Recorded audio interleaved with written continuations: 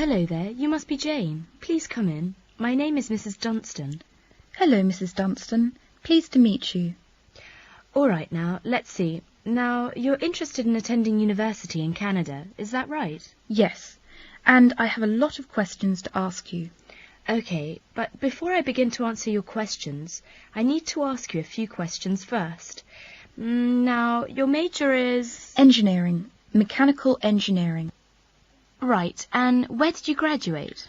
I graduated from the Beijing Institute of Machinery in July 1998. I completed my bachelor's degree. Okay, now, I'm assuming you'll want to continue studying in that field, am I right? Actually, I'd prefer to do an MBA if possible. But if I have no other choice, then I'll continue in mechanical engineering. Okay, now, are you familiar with the requirements for an MBA degree? Yes. Before you hear the rest of the conversation, you have some time to look at questions 5 to 10.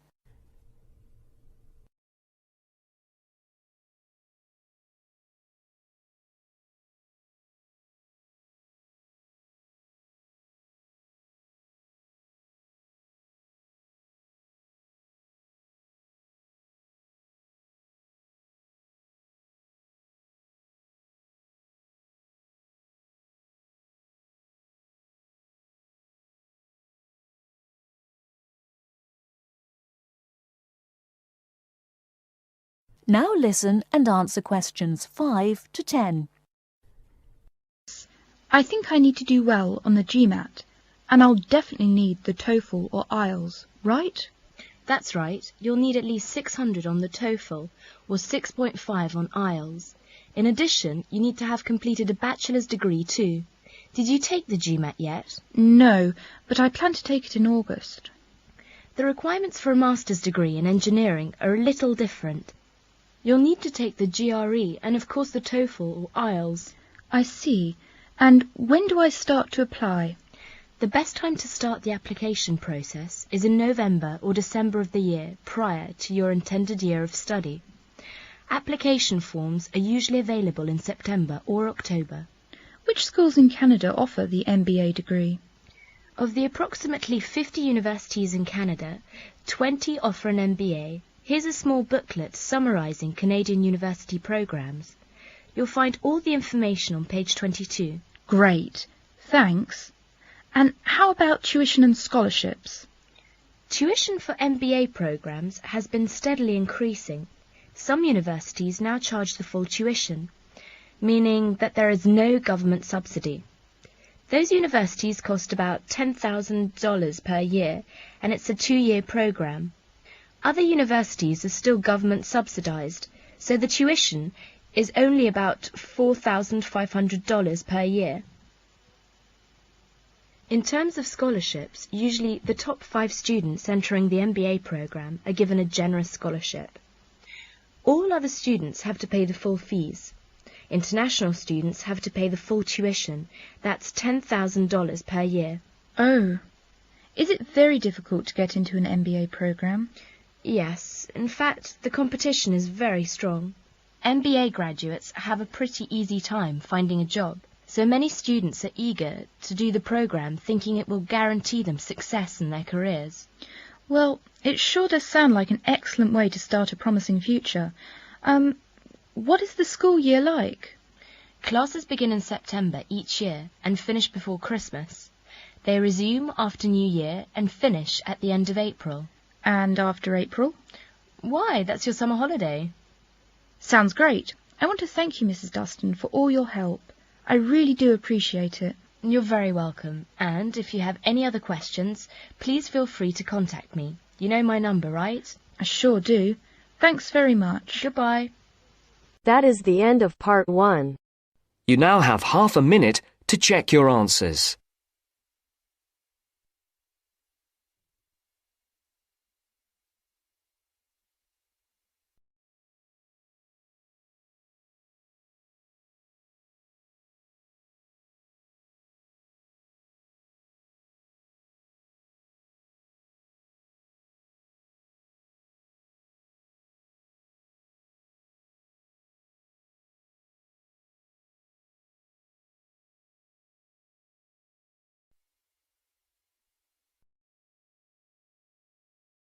Now turns to Part 2.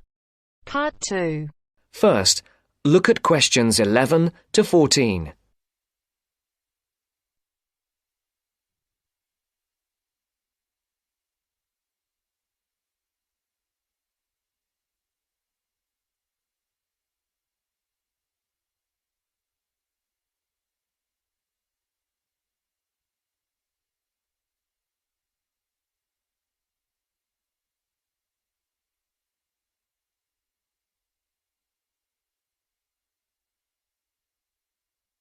Listen carefully. Who's next, please? I think I am. How can I help you? I just came in on flight 372 from Singapore at 11:30 and my luggage hasn't arrived. I've been waiting at the baggage claim for about half an hour now and everything seems to have come off the plane. The conveyor belt has stopped and all the passengers have gone. So I came here to find out what has happened to my bag. Can I see your ticket, please? Here it is. So you came from Hong Kong today and changed planes in Singapore, right? Yes, the connection in Singapore was a tight one. The plane got in late and I had to rush to get to the next flight. That's the problem right there. There wasn't enough time to get your bags onto the connecting flight. Normally Singapore Airport is very efficient. Now, I need you to fill in these forms. Your name? Jenny Lee. Address? I guess you want my address here. I'm staying with relatives. Just a minute, I'll have to look it up. It looks like 583. No, it's 533 East 67th Street in Riverside. Do you have the phone number there? Yes, I do. It's 9301 4269. So you came in on Qantas Flight 392. Do you know the number of the flight out of Hong Kong? Let me see. I think it was Cathay Pacific 900 or something. Oh yes, it says here, CX 912.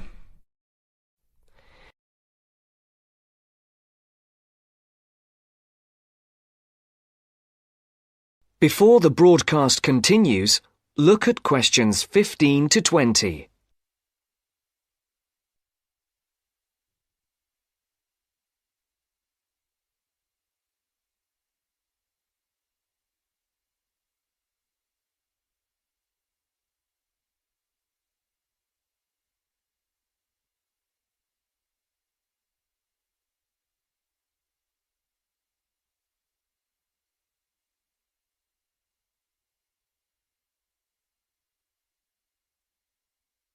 You will now listen to the second part of the talk.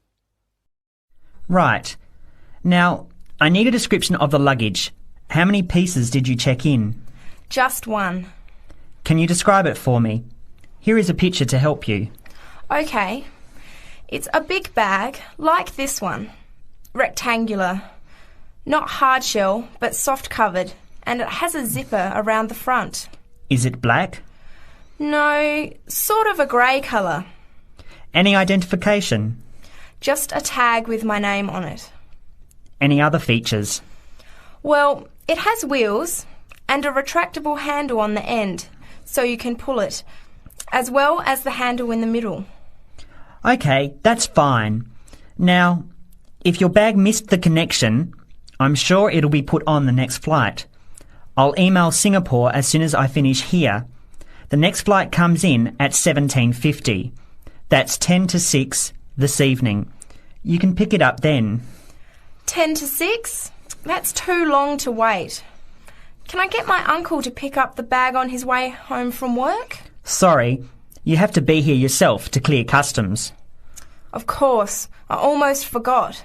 Will the bag come here, to this desk? Yes. You pick it up here, then take it over to the customs area. By the way, don't forget to bring your passport. You will also need to have the key plus your ticket with a baggage claim number on it. Oh, okay. Guess I'll have to come back tomorrow then.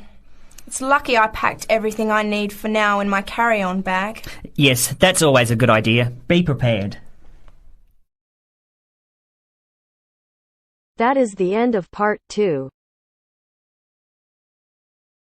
You now have half a minute to check your answers.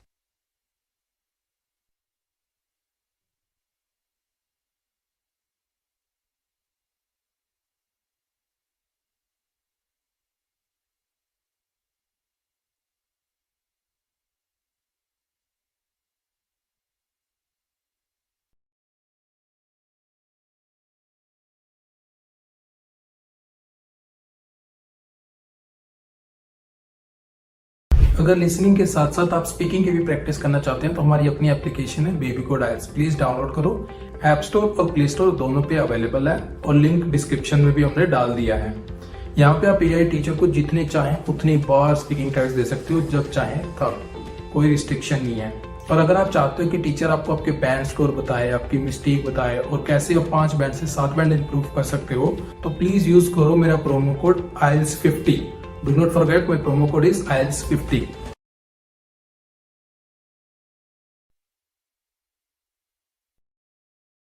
Now turns to part 3. Part 3. Maria is a student at university. She has handed the first draft of an essay to her tutor. The tutor has read it, and now they are discussing ways the essay can be improved. First, you have some time to look at questions 21 to 25.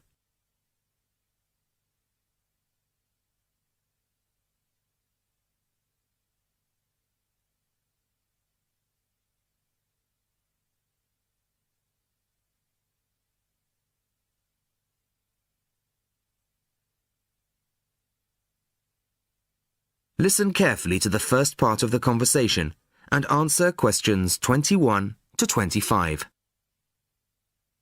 Well, Maria, I have to say I was quite impressed by your essay. It's a big improvement on the last one. Really? I'm glad. I put a lot more work into this one. I really spent ages on it. And it shows. You've addressed most of the problems I pointed out last time. In particular, the style and language are much more appropriate for an academic essay. So that aspect is okay? Absolutely. If you carry on like this, you shouldn't have any significant problems in that department. That's a relief. I've been quite worried about that, although I've been reading a lot of other essays to try to get the right style. Well, I'd say you've been successful. There are just 1 or 2 minor things you could look at. Your punctuation's quite basic. It's really just full stops and commas. And parentheses. Brackets? Yes, brackets if you prefer. In academic writing, these are best used only occasionally, if at all. You use them rather too often. Okay, I see. And I'm sorry to mention it, but your spelling. I know. But I'm working on a foreign computer. The spell checker doesn't work for English. Are you sure?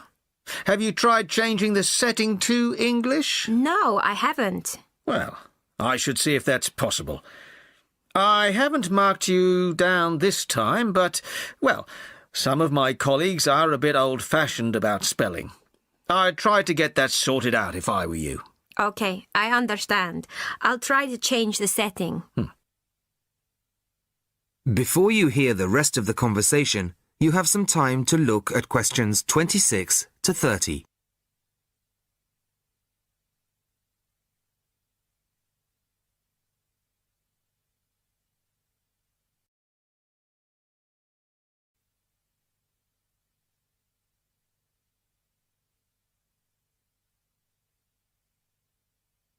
Now listen and answer questions 26 to 30.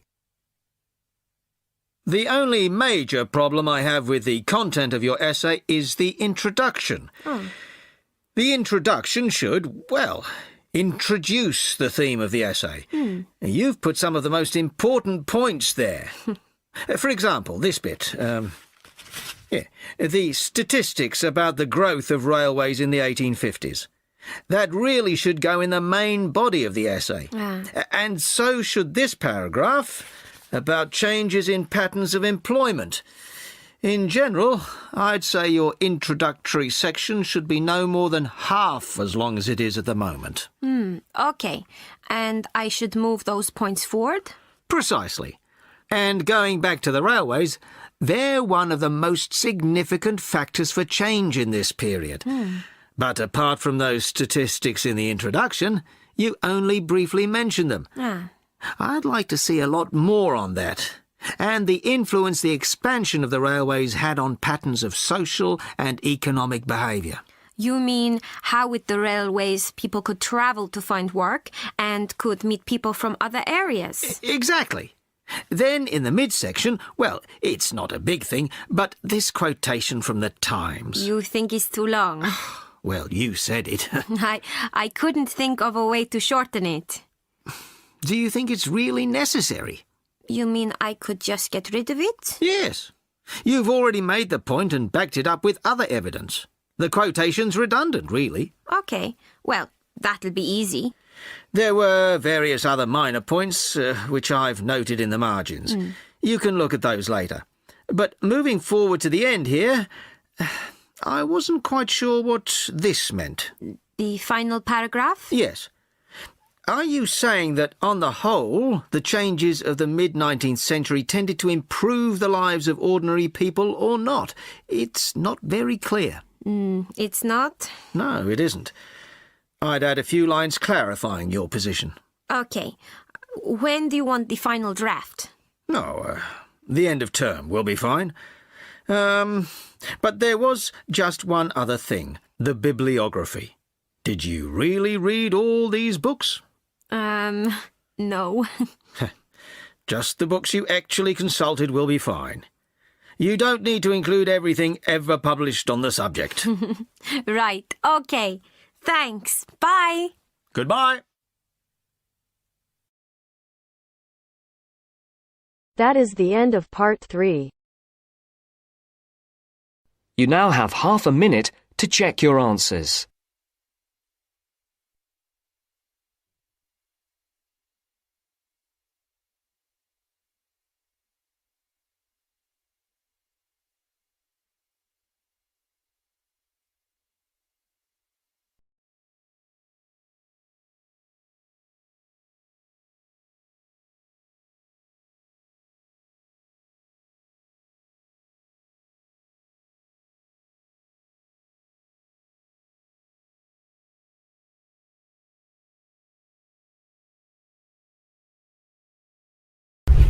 अभी तक baby code app download नहीं की तो यहाँ पे सिर्फ speaking listening reading writing सारे के सारे फ्री में मॉड्यूल अवेलेबल है, वो भी लेटेस्ट कंटेक्स्ट के साथ। और तो यहाँ पे आईएलटीएस की लाइव क्लासेस भी देते हैं आईटीपी अप्रूव्ड टीचर फ्री में। तो प्लीज डाउनलोड करो, ट्राई करो और अपने दोस्तों के साथ शेयर करो ताकि ज्यादा से ज्यादा बच्चों तक ये बात पहुंच सके। Now turns to part 4. Part 4. You will hear a talk given by Dr. Miranda James. First, you have some time to look at questions 31 to 35.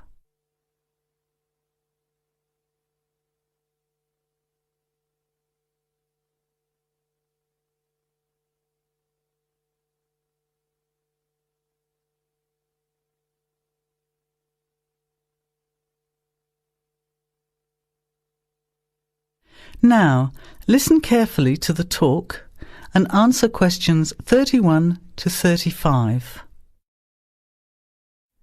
Good afternoon, everybody, and welcome to the first in a series of talks we have arranged for the Overseas Students Association this semester. Dr. James has very kindly agreed to speak to us today on the topic of public speaking, and judging from the large numbers of you here, it's clearly a subject of great interest and relevance. Dr. James. Hello. It's good to see so many of you here, and hopefully what I'm going to tell you will be useful to you both here at the university and in your future employment. Many people avoid speaking publicly, by which I mean in front of, say, 10 or more people. Not because they lack the ability, but mainly because they lack confidence, which is really only due to lack of practice. Today, as a consequence of the influence of television, audiences expect speakers to be relatively brief and to the point, in addition to being well-informed and interesting or entertaining. Probably the most important part of public speaking is what you do beforehand, by which I mean preparation. This includes practical details, such as knowing precisely what your topic is and exactly how long you are expected to talk for. You should also plan the content thoroughly. A good strategy is to write out the content as you intend to say it, and then make brief notes, preferably on small cards, which you use to talk from. This way you sound more natural. You incorporate pauses while you look at your notes, and you can then look at your audience while you are speaking. Never read your speech without looking at the audience. Eye contact is a very important part of communicating with an audience. So deliberately move your head and look around at your audience. Pauses are important, as most people, when they are nervous, tend to rush through their speech. Now you have some time to look at questions 36 to 40.